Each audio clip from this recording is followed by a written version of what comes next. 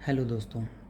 तो आप लोगों का स्वागत है और हम लोग अपने इस वीडियो में सीखने वाले हैं कि कोई भी दी गई संख्या के गुणनखंडों के बारे में, गुणनखंड और उनके कितने टाइप के क्वेश्चन बन सकते हैं। जैसे मैंने एक एग्जांपल की बात की, सपोज़ दैट मैंने एक एग्जांपल लिया और एग्जांपल है मेरा 108। ये 108 लिखा हुआ है। अब मुझे इसके कुल गुणनखंड निकालने हैं, यानी इसके पहले तो हम अभाज्य गुणनखंड लिखेंगे। तो हमको पता है 108, इसको हम लिख सकते हैं 4 × 27, और इसी को हम और आगे लिख सकते हैं 2 की पावर 2 × 3 की पावर 3। तो ये हमारे अभाज्य गुणनखंड हुए। अब हम इन अभाज्य गुणनखंडों की सहायता से निकालेंगे अपनी नेक्स्ट चीज़ें।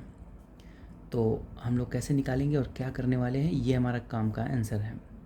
तो पहली चीज़ अगर हमको निकालनी है इसमें कुल गुणनखंडों की संख्या, तो सपोज दैट अगर कुल गुणनखंडों की संख्या अगर मुझे ये निकालना है तो हम लोग कैसे निकालेंगे। इस दिए गए नंबर को हम इमेजिन करते हैं a⁻p × b⁻q से। इसी की बेस पर हम लोग फार्मूला अप्लाई करेंगे और इसी से इसको रिलेट करेंगे। तो अगर कुल गुणनखंडों की संख्या हमको निकालनी है तो हम क्या करते हैं, जो पावर होती हैं उनमें +1 करके मल्टीप्लाई कर देते हैं। तो इसमें हम p+1 करेंगे इंटू q+1 करेंगे और इन दोनों को मल्टीप्लाई कर देंगे। तो हमको पता है p की वैल्यू 2 है, इस बेस पर हम 2+1 लिखेंगे और इंटू में q की वैल्यू भी 3 है, तो हम इसको 3+1 लिखेंगे और इन दोनों को मल्टीप्लाई करेंगे। हमको पता है 2+1 3 हो जाएगा, 3+1 4 हो जाएगा, तो 4 3 12 हो गया। तो हमारे कुल गुणनखंड हो गए 12। तो ये हो गए कुल गुणनखंड।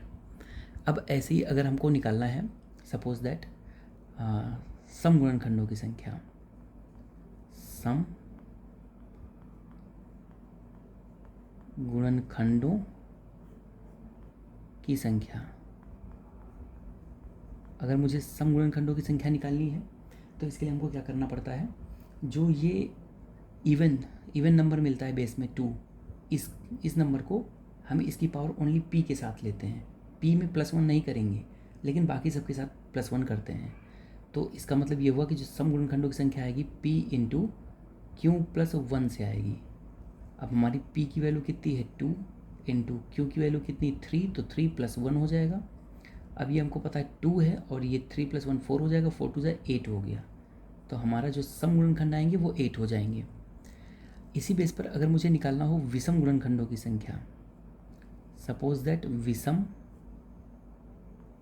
गुणनखंडों की संख्या, विषम गुणनखंडों की संख्या अगर ये निकालना है तो हम लोग इसमें क्या करते हैं, ऐसे केस में क्या किया जाता है, ये जो बेस सम वाला नंबर होता है इसको पूरी तरह से छोड़ दिया जाता है, इसको काउंट नहीं किया जाता है।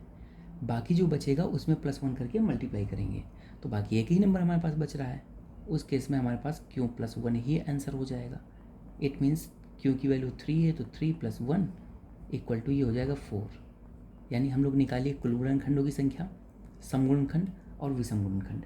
लेकिन जब हमको अभाज्य गुणनखंडों की संख्या निकालनी है तो हम बेस वाले नंबर, पावर वाले नंबर ही जोड़ लेते हैं। यानी अगर मुझे निकालना है अभाज्य गुणनखंडों की संख्या, अभाज्य गुणनखंडों की संख्या,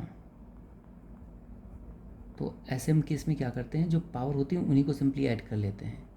2 + 3 और 2 + 3 = 5 हो जाएगा। यही हमारे आ जाएंगे अभाज्य गुणनखंडों की संख्या। तो आई होप ये 4 चीज़ें निकालना तो आप लोग सीख गए। अब हम 5वीं इसमें ऐड कर रहे हैं। अगर हमको निकालना हो गुणनखंडों का योग, इसका मतलब कुल अभाज्य गुणनखंडों का अगर मुझे निकालना है अब गुणनखंडों का योग, तो गुणनखंडों का योग कैसे निकालते हैं, गुणनखंडों का योग अगर मुझे ये निकालना है तो हम लोग कैसे निकालेंगे, इसका एक फार्मूला है। इंपॉर्टेंट फार्मूला क्या है, ये जो 2 की पावर 2 लिखी है इसका मतलब अगर हमें a⁻p से कंपेयर करें तो हमें a⁻0 + a⁻1 + a⁻2 और प्लस डैश डैश डैश ऐसे लास्ट में ए की पावर पी तक जाएंगे।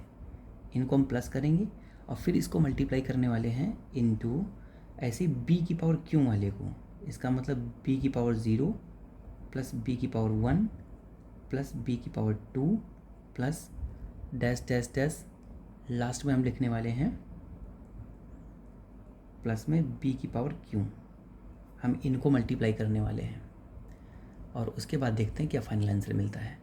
तो हम लोग इसमें क्या करने वाले हैं, अब ए हमारा कितना है जो बेस नंबर है, ए तो हमारा इसमें 2 है, तो 2 की पावर 0 प्लस 2 की पावर 1 प्लस ये कहाँ तक जाना है, पी तक जाना पावर, और मुझे दिख रहा है 2 की पावर 2 ही है, तो 2 की पावर 0 प्लस 2 की पावर 1 प्लस 2 की पावर 2 इतना ही रहेगा। और इनटू में ऐसे ही ये 3 की पावर 3 है, तो इट मीन्स 3 की पावर 0 से चलेंगे प्लस 3 की पावर 1 प्लस 3 की पावर 2 प्लस 3 की पावर 3, ऐसे कंटिन्यूसली जाना है आपको। अब हम इसको सिंप्लीफाई कर लेंगे, सॉल्व कर लेंगे।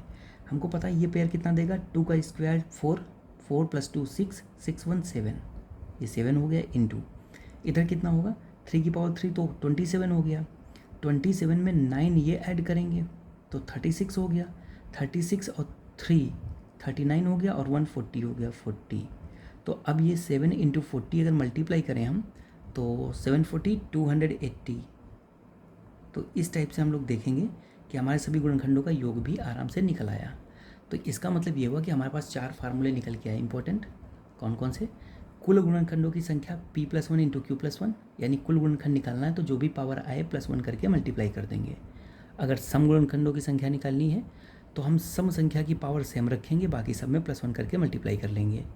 इसी प्रकार अगर विषम गुणनखंडों की संख्या निकालनी है तो हम लोग क्या करेंगे, सम वाले को छोड़ ही देंगे, बाकी जो बचेगा उनकी पावर +1 करके मल्टीप्लाई कर लेंगे। अगर सिंगल टर्म बच रहा तो वहीं +1 करके बोल देंगे। अभाज्य गुणनखंडों की संख्या अगर बोलनी है तो सिर्फ हम लोग क्या करते हैं, ये जो पावर होती है इन्हीं को ऐड कर लेते हैं, 2 + 3 5। और गुणनखंडों का योग अगर निकालना है तो ए की पावर 0 प्लस ए की पावर 1 प्लस ए की power 2 plus dash dash dash A की पावर पी, यानी पी तक जाना जितनी पावर होगी। ऐसे ही 2 की पावर 2 थी तो हम 2 की पावर 0 प्लस 2 की पावर 1 प्लस 2 की पावर 2 तक गए। उसके बाद 3 की पावर 3 है तो 3 की पावर 0 प्लस 3 की पावर 1 प्लस 3 की पावर 2 प्लस 3 की पावर 3। अब इनको ओवरऑल सॉल्व कर लिए, 280 आ गया। तो इस टाइप से आप लोग देख रहे हैं कि हमने पांचों आंसर के कैलकुलेशन सिंपल और इजी तरीके से कर लिए एक क्वेश्चन पर अप्लाई करके। तो आई होप कि आप लोगों को ये चीज़ समझ में आई होगी। तो आप लोग इसको एंजॉय करें। हम लोग मिलते हैं नेक्स्ट वीडियो में। Thank you.